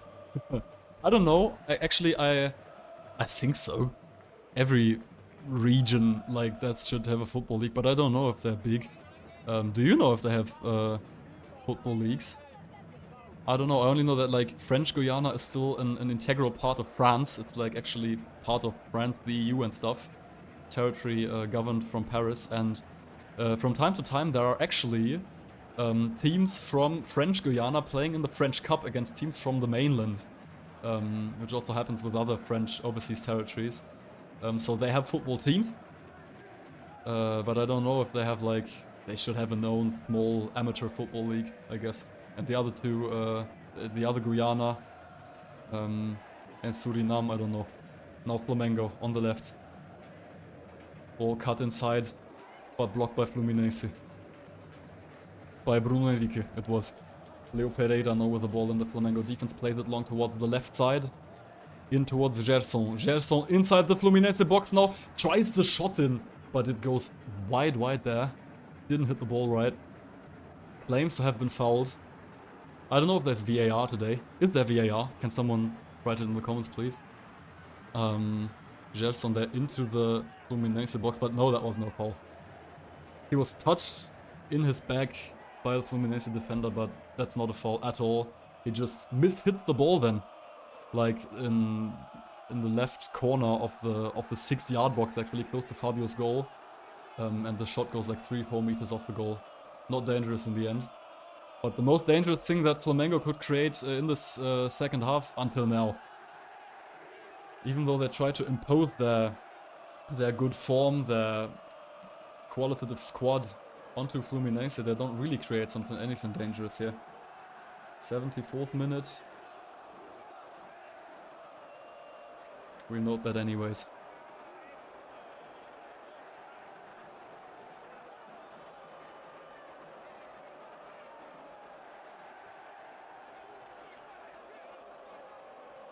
Throw in for Fluminense on the left with Fuentes as we enter in the last 15 minutes of regular time of this game. Will we see a lucky punch of either team here? We haven't seen real chances in the second half until now. It's a very rough game. Both teams try to neutralize each other physically, rather than engaging into beautiful tiki-taka tactics and dominant, beautiful, legendary gameplay here. It's a tough bluff, Lou. You see that Fluminense have to win this game. They do their best, kind of, but they hit the limits quite early. They cannot really create anything creative there. And Flamengo, I don't even know if they play at full risk. I guess not. Because they don't have to win this at all costs to qualify for the semifinals of the Campeonato Carioca, the Rio State Championship. So that's the result we have. A Fla-Flu in front of surprisingly few fans. Maybe some of you know why it's so few. Maybe because it's Campeonato Carioca and nothing more important. But until now it's one of the less beautiful Fla-Flus. It's not one that's gonna be remembered forever, like legendary Fla-Flus in, for example, 2023 Brazilian State Champion, Rio de Janeiro State Championship, when Flamengo won the first of the two legs of the semifinals 2-0 and seemed like they were advancing to the final easily. But in the first game after the comeback of Marcelo at Fluminense, Fluminense could turn it around and won 4-1. But now the ball's with Flamengo, but played too wide, too far. So Juninho couldn't control it, else this could have been dangerous for Flamengo down the left-hand side. Beautiful views there, the camera angle that shows the Maracanã here. What I'm just seeing is a beautiful angle showing the Maracanã, Rio de Janeiro in the background, and the mountains. Among the most beautiful mountains in the world, if you ask me. Which makes Maracanã like a mythical place and one of the most beautiful stadiums you have in football, for sure. Not only because my country of origin, Germany, won the World Cup there 2014, actually. That makes it even more special for me. To all those who don't know me yet, maybe, who've joined the stream later on, I'm Valentin. Valentin's Football Corner is my channel I launched in January. Here I talk about football from beautiful South America. The continent where I think football is the most beautiful, just the most emotional, and just the most pleasure to follow in general. I do regular videos here, and try to bring to you the wildest stories, the best emotions, and funniest facts from football in South America, so that you can enjoy what I can enjoy from South American football as well, even if you live in Europe. Which is also why from time to time, yes, Ellie, I'm gonna continue doing those streams whenever possible. When there's matches like today that you can watch on a reasonable time here in Europe, because this game here is played in the afternoon in Rio de Janeiro, which means that here in Europe it's evening, it's not the middle of the night, and still very watchable for me, and I try to bring that to you so that you can enjoy South American football just as much as I can. Ball played long now, cross into the into the box of Flamengo by Fluminense, but nobody there to take it. We have a goal kick for Ossi. Herman Cano is gonna be subbed off. The man who had the only real chance for Fluminense in the 28th minute of that game. Not too dangerous, but at least he got a shot towards goal, and he's gonna be replaced by Lele. So now, let me finish that real quick. Now the Fluminense attack once completely exchanged. Fresh power there for the last minutes. Lele, a player who doesn't play much during the league, but there's the ball with Kevin Serna, can't control it. Could have gone through that to the box. Looked dangerous. But Fluminense, now foul against Wesley there, but they could have had the ball there again. So, Fluminense, they try what they can, huh? They want to win. 10 minutes to go, regularly, plus added on time then. And Fluminense, they want to win it now, but Flamengo don't really give them any solutions. And also, to be fair, Fluminense don't really unable to create many. Neither do Flamengo now down the left side. For Flamengo, the ball is with Luis Araújo. No, Ayrton Lucas, sorry. Ball played into the box towards Bruno Henrique. Shot comes towards the goal of Fabio, but wide. Fabio saves Fluminense in the 80th minute. The shots from Luis Araújo, this time the real Luis Araújo, from 10 minutes of distance. No, it wasn't Fabio, it was deflected. by a defensive foot of Fluminense. I think it was Ignacio who blocks this shot that was from the left side offset onto the goal of Fabio. Most dangerous situation for Flamengo in the second half, and they have a corner. Gonna be swung in. Not headed, and the ball's free for some seconds, but cleared away by Fluminense. Wesley has it onto the middle line. Dangerous sequence there for Flamengo. And for me as a Fluminense fan, I was almost like, please no. That would be cheap. Flamengo, because even though Fluminense don't play a good game here, don't really create anything here, Flamengo also have a hard time playing something beautiful. When they won in the Brazilian Supercup 1 week ago against Botafogo, a game I watched in part, Flamengo were like in a flow. They were playing with confidence. They were playing like real winners, dominating Botafogo in this final, this decisive final for 90 minutes. Nothing to see of that today. So also Flamengo, it's in general not a big game here. So I don't know if a Flamengo win would be deserved either. I'm not sure. I wouldn't say. 0-0 is until now a fair result for what both teams show today. But of course I want Fluminense to win something here. Arias now with the ball on the right. Guga plays it to Martinelli. Martinelli down the middle, and the ball is with Fuentes on the left. Maybe he can create something. Gets the cross in now, and no. I think that was my stream that was lagging, and it would jump to a completely different scene now. Cut off some of those seconds, but I can tell you nothing happened from the dangerous Fluminense situation there. When Fuentes had the ball on the left and tried to get the cross in, but I think it just finished up in the hands of José. Gerson now with the ball. Luis Araújo tries to find a solution for Flamengo, but there's not much movement into the offensive of Flamengo. It's a very static game in general also. Leo Pereira. Eric Pulgar now, they're playing it through their defensive lines, Flamengo. Trying to find a solution.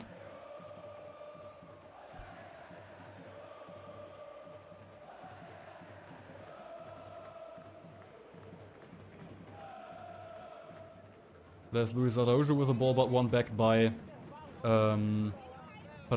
Now it is with Lima. I think this is Freitas now. I was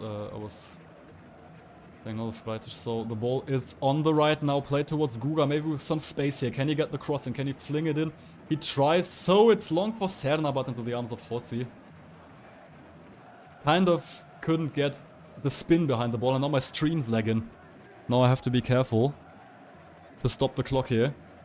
My stream is not working properly anymore. 5 minutes from the end.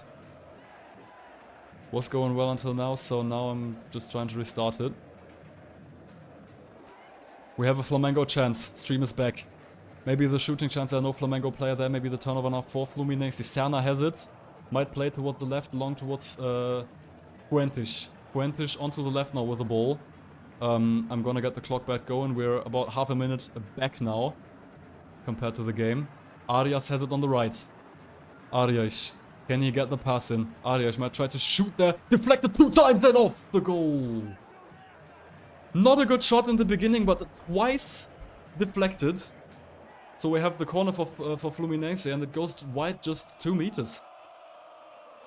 Just 2 meters wide off the right post of José, who couldn't have saved this because it was deflected and it came so unexpectedly. And the Fluminense fans now get in loco. They get in loud because they see their team can do something. Corner swung in. Header there get in, but not towards goal. No danger from this corner, but they still have the ball. Ignacio on the left now. Lima gets the cross in again, but it will be into the arms of José. 85th minute, and Fluminense for the first time really in this game have a chance that you'd say, well, this could have finished into the goal. That might have been the chance.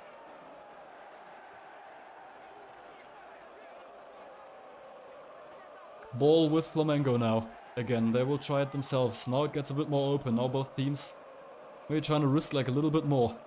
Stream's lagging again. I'm sorry for that. Hope it gets better when I maybe zoom out. Let's see what this gives. I don't see the game right now, I'm sorry. 5 minutes from the end. Come on, please give me picture.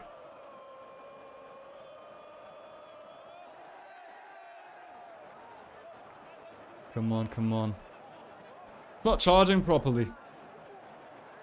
But I see in my graphics here, which shows me the teams that Martinelli has been subbed off and replaced by Facundo Bernal, which I'm gonna change real quick.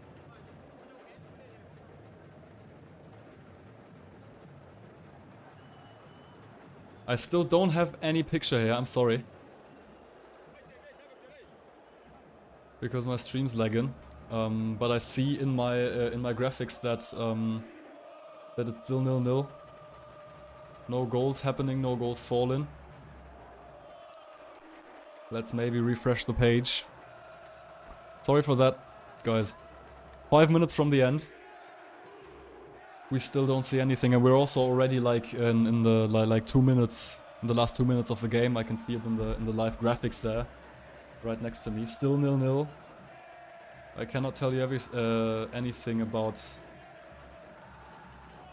what's happening because my stream has just decided to not stream anymore. Maybe this one's going.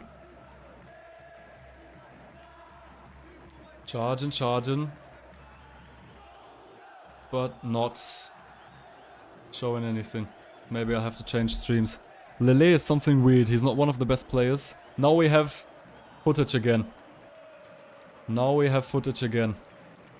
Albeit kind of rough, like not really all of the time. It's hanging again. And it's 1 minute behind what the match really has progressed already. I'm gonna try to keep this up, this stream. Maybe this is gonna go.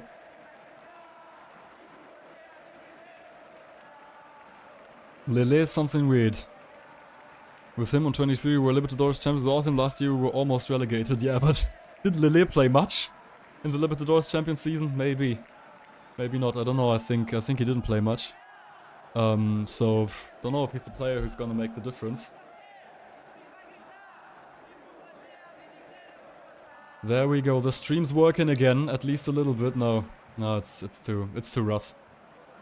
Doesn't work properly anymore. Sorry for that, guys.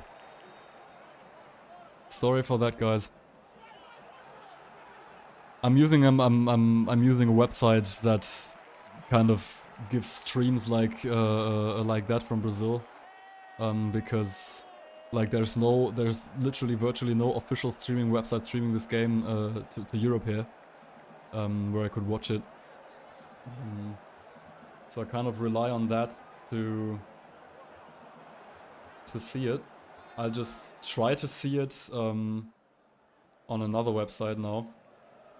Maybe that's gonna give good options here. Come on. Sorry that my stream's off.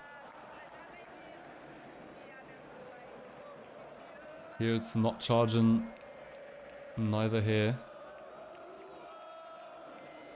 Let's see. I'm a Fluminense supporter. Yes, I've heard about Fregi. Of course I've heard about Fregi, dude. All of my Fluminense friends in Rio told me about him. I saw the game against Ceará, his very last match where he scored after being subbed on like for the very, very last moments of the game. So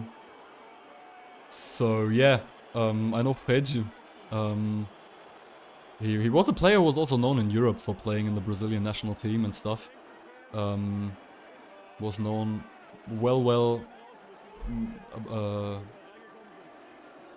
he kind of passed the borders of Brazil and was known in the whole world, right?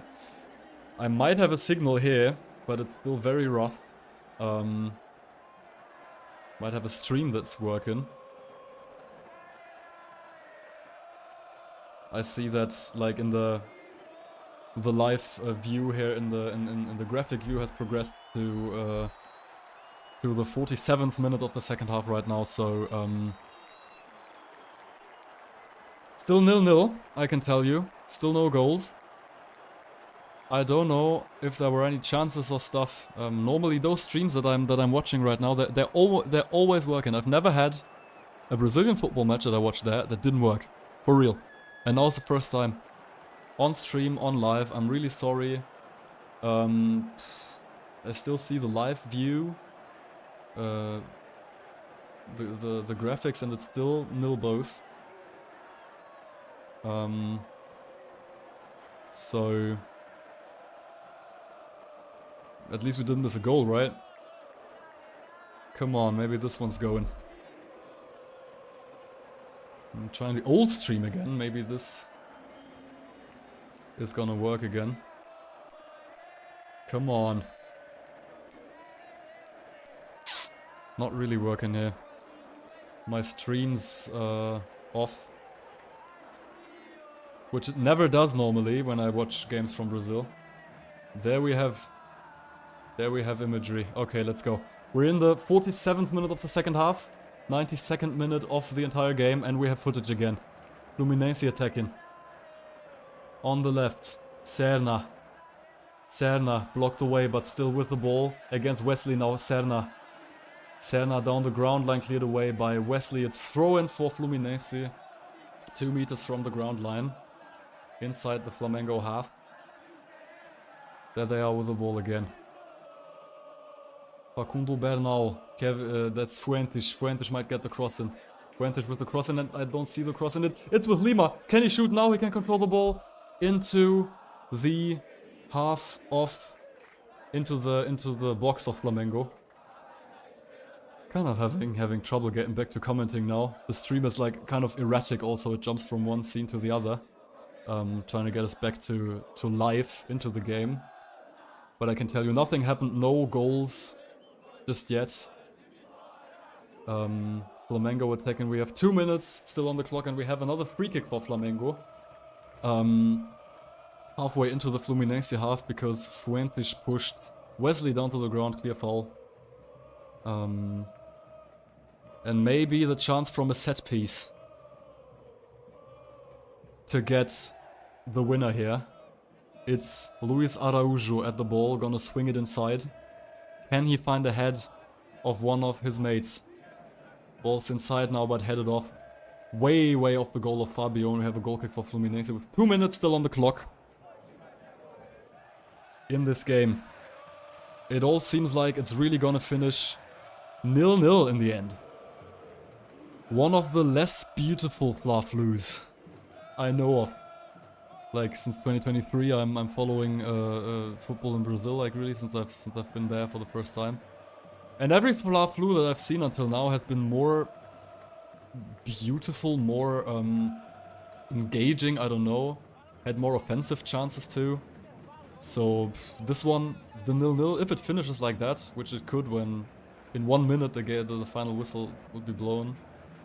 This 0-0 would be okay, I guess, because both teams didn't have really great chances until now. Or maybe I didn't see a chance that was happening like in the last minutes when the stream was going down. Like the stream that I watch to comment here for you. But from all that I saw, 0-0 is the logical consequence of a tough, physical, not so solution-oriented game. Now again, Fluminense with the ball on the right into the Flamengo half. Arias gets it back, but foul whistle against Arias. He pushes the Flamengo defender just a little bit to get the ball. He would have been through inside the box to create a chance. Checked him away with his knee even, and I remember situations in the first half that the referee didn't give a foul for that. But now he gives, and Flamengo have the ball back inside their own half. It's with Jordi. Shoots it forward, and that's the end of the game. Fluminense Flamengo 0-0 in the end, and I can see it into the faces of the players. This is not the result both had hoped for. This is a derby, it's about honor in the first place. Flamengo, after a run of wins through the state championship and the title against Botafogo in the Brazilian Supercup, have not won, haven't scored a single goal, haven't had a real single dangerous chance even, like maybe some chances that were close to being dangerous. But it was not one of those flowy, dominant games that Flamengo had that made their fans say this year we're gonna win everything. Fluminense on the other hand played kind of an okay game. They tried what they could. In the end, tried to approach the Flamengo goal a bit more, but also they didn't really have solutions to get close to a good chance in the end. This 0-0 is not enough for them. Most likely they're gonna be out of the semi-finals of the state championship of Rio de Janeiro that year. They would have needed a win to have justified hopes to qualify. It's not catastrophic. You look at this game, but still not what we had hoped for as Fluminense fans. Ceará 2-1 Fortaleza. Interesting game. I should have watched this one, I guess. Had I known this before. Next time. When they play in the Brasileirão and they play don't play in the middle of the night or don't play late in the evening in Brazil, which is the middle of the night here, I might do a Ceará Fortaleza live stream for you as well. The Maracanã getting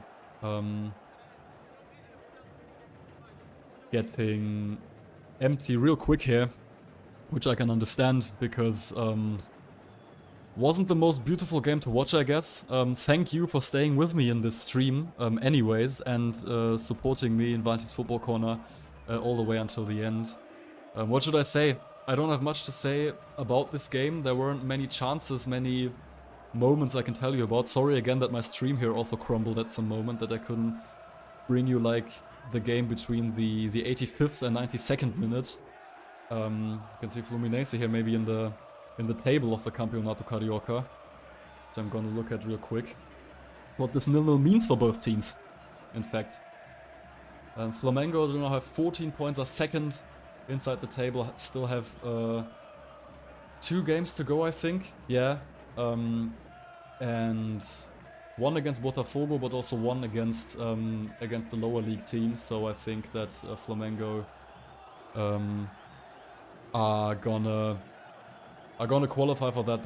They're quite surely through for the semi-finals of the Campeonato Carioca. Thanks, Ellie. Thanks for the follow on Instagram, and thanks for being here. I'm glad to having done the stream for you and everyone else here. Thanks for staying here during the entire time. When again there's gonna be a Brazilian match that's interesting, or that I can bring to you, I'm surely gonna do so. And Ellie, everyone else who followed until here, you're kindly invited to join in this moment as well. Fluminense, on the other hand, they now have 11 points in the Campeonato Carioca, are 8th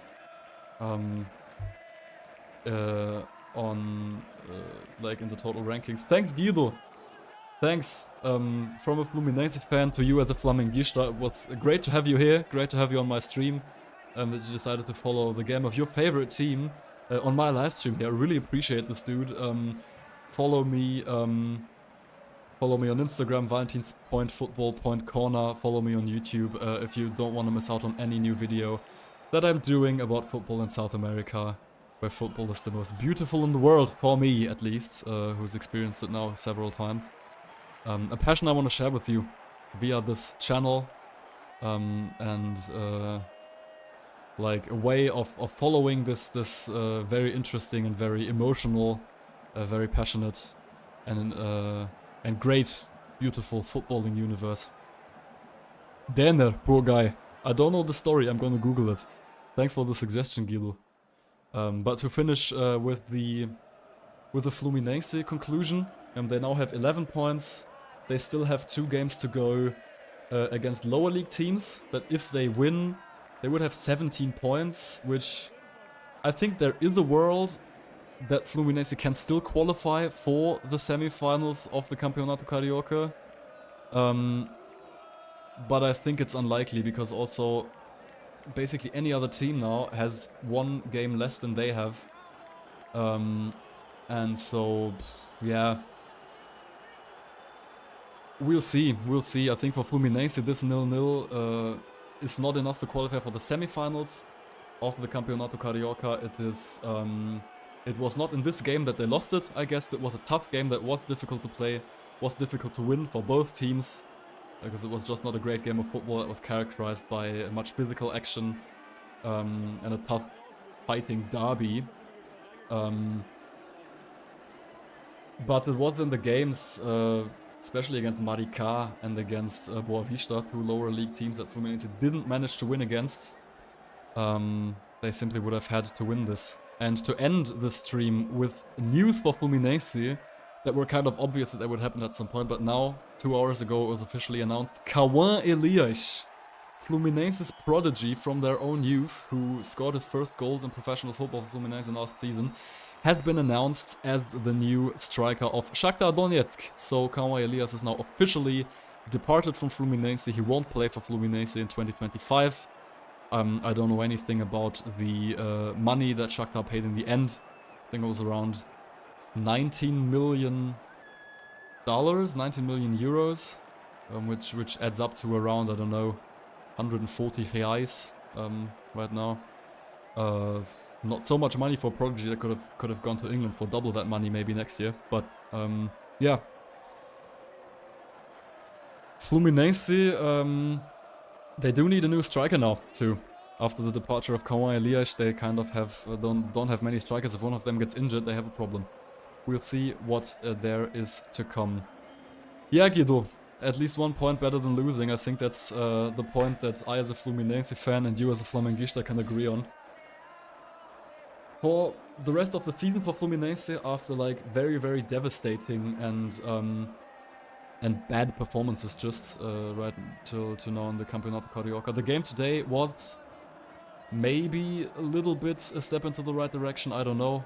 Not losing against Flamengo, especially this Flamengo that is so in form, is okay, I guess. But that's the problem with Mano Menezes and how things are have been going for 1 year now. It's always okay, not that bad, but it's never great. And I think that's what Fluminense fans are lacking right now. So we'll see how it's continuing and how long Mano Menezes can stay coach of this club. And for Flamengo, as I said, for their qualification for the semifinals of the Campeonato Carioca, this doesn't mean anything. They're most likely qualified. Of course, they would have loved to win the Fla-Flu, but yeah. I think that's a Fla-Flu, and I hadn't thought that I would say this at some moment in my life. That's a Fla-Flu that's not going to be remembered for a long time. Simply going to be forgotten, and both teams are going to move on because this was not the greatest game to watch. I'm still very, very glad you came along here to the live stream to Valentin's Football Corner. Ciao, ciao, galera. Was cool to have you here. I'd be very glad to welcome you to new live streams soon enough here on my channel. And I'm going to continue posting videos as well, so feel free to subscribe. And also follow me on Instagram, valentinsfootball.corner, and tune in for whenever I'll upload some more content about beautiful football in South America. Ciao, ciao. Falou, é isso, Guido. Boa noite pra você. Good night to all of you. And enjoy the Brazilian summer. I'll have to leave here for 0 degrees outside.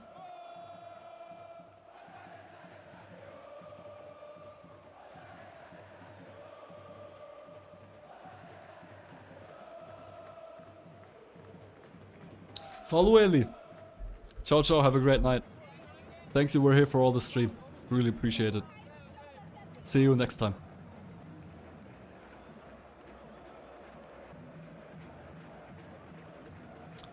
No new comments, so I think I'm just gonna end the stream here. Ciao, ciao, galera. Ciao, guys. See you next time. Was a pleasure. Don't know what next game will be, but there will be another live stream for sure.